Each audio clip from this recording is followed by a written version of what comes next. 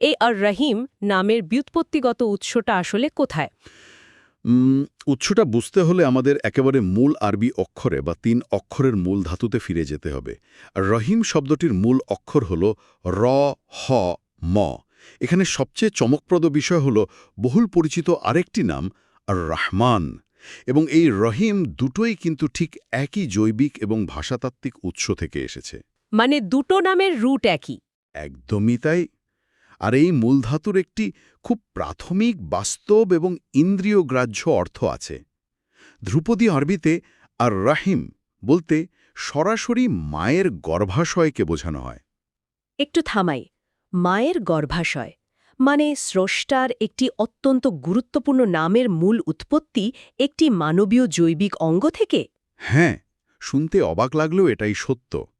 আর প্রাক ইসলামিক যুগের বেদুইনরা এই শব্দটিকে আরও একটি ভিন্ন মাত্রায় ব্যবহার করত।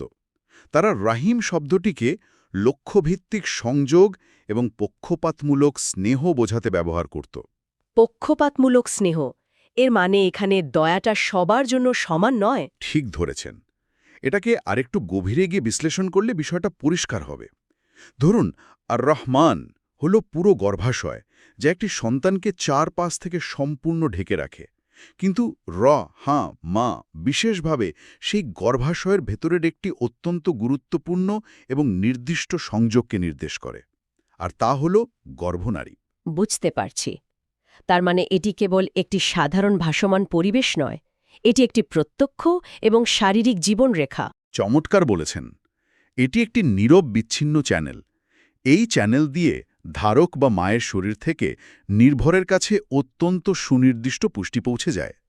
মায়ের গর্ভে কেবল শান্তিতে থাকাই কিন্তু শেষ কথা নয়, বরং সন্তানকে দোলানো, ফিসফিস করে কথা বলা এবং তাকে প্রতিনিয়ত পুষ্টি যোগানোর মতো যে সক্রিয় কাজগুলো, তার সমষ্টি হল অর রাহিম।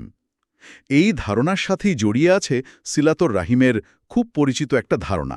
সিলাতুল রাহিম বিষয়টা তো আমরা প্রায় রক্তের সম্পর্ক বজায় রাখার ক্ষেত্রে শুনি, তাই না? হ্যাঁ, বেদুইনরা তাদের রক্তের সম্পর্কের প্রতি অবিচ্ছেদ্য আনুগত্য বোঝাতে এই সিলাতুর রাহিম শব্দটি ব্যবহার করত। এর আক্ষরিক অর্থ হল গর্ভগুলোকে সংযুক্ত করা। দেখুন, একজন বেদুইন হয়তো মরুভূমিতে হারিয়ে যাওয়া অপরিচিত কারো প্রতি অত্যন্ত অতিথিপরায়ণ হতে পারে, কিন্তু নিজের ভাই বা নিজের সন্তানের প্রতি তার যে তীব্র সুরক্ষামূলক, বিশেষায়িত এবং আজীবন উৎসর্গ থাকে, তাই হল র, হ, ম। এটি সম্পূর্ণ পক্ষপাতদুষ্ট এবং অত্যন্ত ব্যক্তিগত একটি ভালোবাসা। যখন কোনো ভাঙা হাড় জোড়া লাগতে শুরু করে, তখন আরবরা এই ধাতু থেকে উদ্ভূত শব্দ ব্যবহার করে বলতো যে হাড়টি নিজের প্রতি দয়া দেখাচ্ছে। একদম নিখুঁত তথ্য। এটি মূলত একটি পুনরুদ্ধারমূলক প্রক্রিয়াকে নির্দেশ করে। ভাঙা হাড় আবার আগের মতো শক্ত হয়ে যাওয়ার যে নিরাময়, সেটাই আর রহিম। বৃষ্টির রূপক দিয়েও কিন্তু বিষয়টা চমৎকারভাবে বোঝা যায়। মেঘ আর বৃষ্টির সেই রূপটা। হ্যাঁ, আর রহমান হল সেই বিশাল মেঘ যা পুরো পৃথিবীকে ঢেকে রাখে। পাহাড়, সমুদ্র, মরুভূমি সবকিছুর ওপর ছায়া দেয়। আর রহিম হল সেই সুনির্দিষ্ট মৃদু বৃষ্টি যা সরাসরি একটি নির্দিষ্ট বীজে প্রবেশ করে, কেবল তাকেই অঙ্কুরিত করে। তাহলে এর তাত্ত্বিক দিকটা দাঁড়াচ্ছে আর রহমান হল মহাজাগতিক অপরিহার্য দয়া, যেমন অক্সিজেন বা মাধ্যাকর্ষণ, যা সবার জন্য উন্মুক্ত। কিন্তু আর রাহিম হল সেই নির্ভরতার নারী, যা সবার জন্য নয়। ঠিক, এটি সেই বিশেষায়িত দয়া যা স্রষ্টা কেবল তাদের জন্যই বরাদ্দ করেন যারা তার সাথে সম্পর্ক স্থাপন করতে চায়।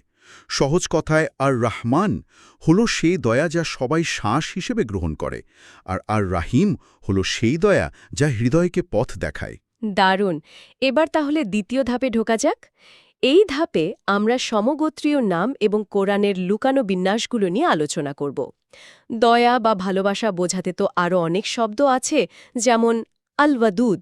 তো আল রহিমের সাথে এর পার্থক্যটা কোথায়? পার্থক্যটা সূক্ষ্ম। আল ওয়াদুদ হল বিশুদ্ধ এবং স্বতঃস্ফূর্ত স্নেহ। কাউকে ভালোবেসে উপহার দেওয়াই হল এর প্রকাশ।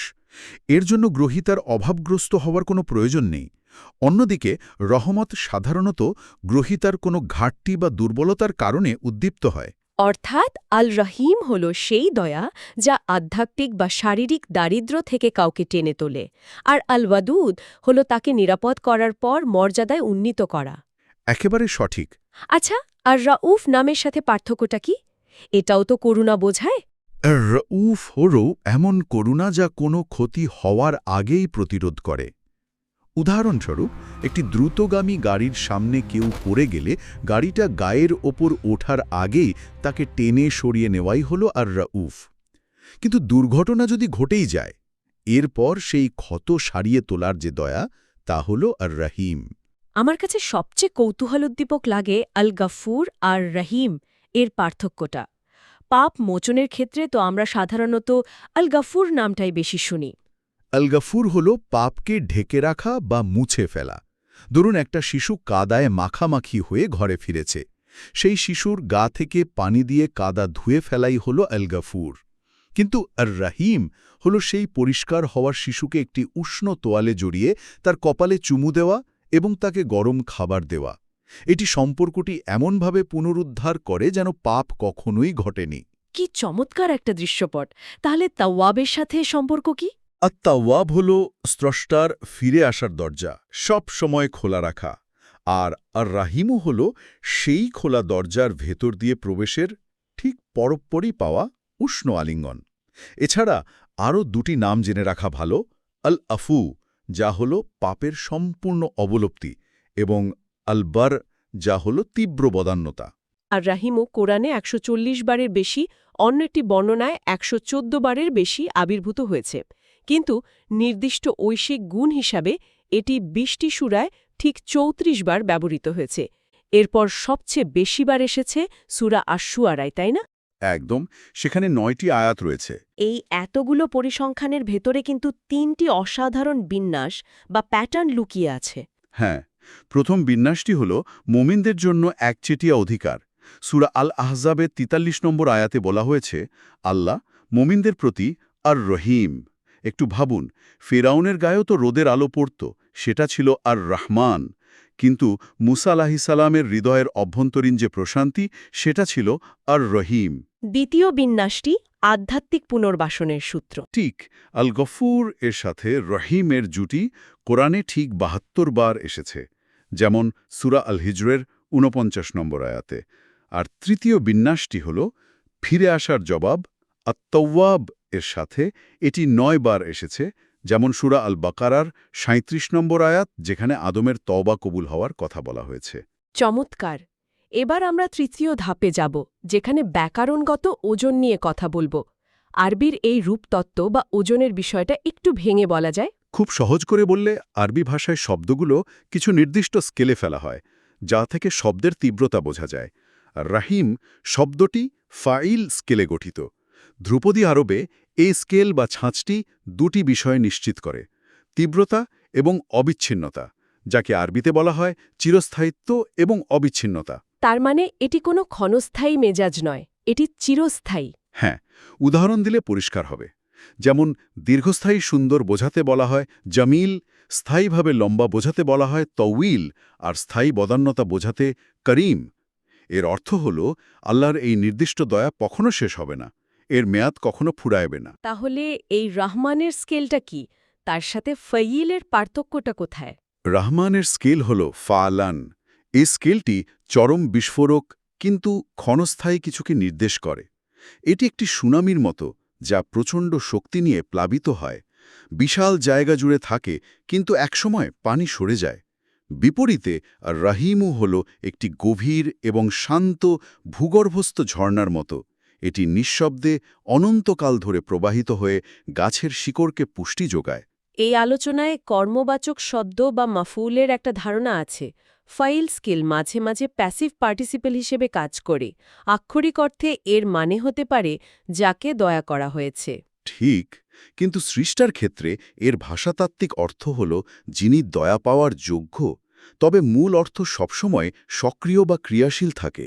এই ব্যাকরণগত পার্থক্যের কিন্তু পরকালের একটা চূড়ান্ত উপসংহার রয়েছে। কিয়ামতের দিন রহমানের সার্বজনীন দয়া তুলে নেওয়া হবে। অত্যাচারীরা সার্বজনীন সংযোগ থেকে বিচ্ছিন্ন হয়ে পড়বে, কিন্তু মুমিনরা নির্বিঘ্নে রহিমুর স্থায়ী পরিচর্যায় প্রবেশ করবে। এটি হল জান্নাতের দয়া। একেবারে ঠিক ধরেছেন। এরপর আসে চতুর্থ ধাপ, ঐশী যুগলবন্দি। কোরআনে যখন স্রষ্টা দুটি নাম একসাথে করেন তখন তা কেবল ভাষাগত অলঙ্কার থাকে না, বরং এটি একটি তাত্ত্বিক সংশ্লেষণ তৈরি করে। আমি কোরআনে আল আজিজুর রাহিম যুগলবন্দিটা বেশ কয়েকবার দেখেছি, সম্ভবত ১৩ বার এসছে। আল আজিজ মানে তো সর্বশক্তিমান, অজেয় শক্তি। ক্ষমতার সাথে দয়ার এই মিশ্রণটা কেন? এর পেছনে রয়েছে অজবরদস্তিমূলক দয়ার যুক্তি।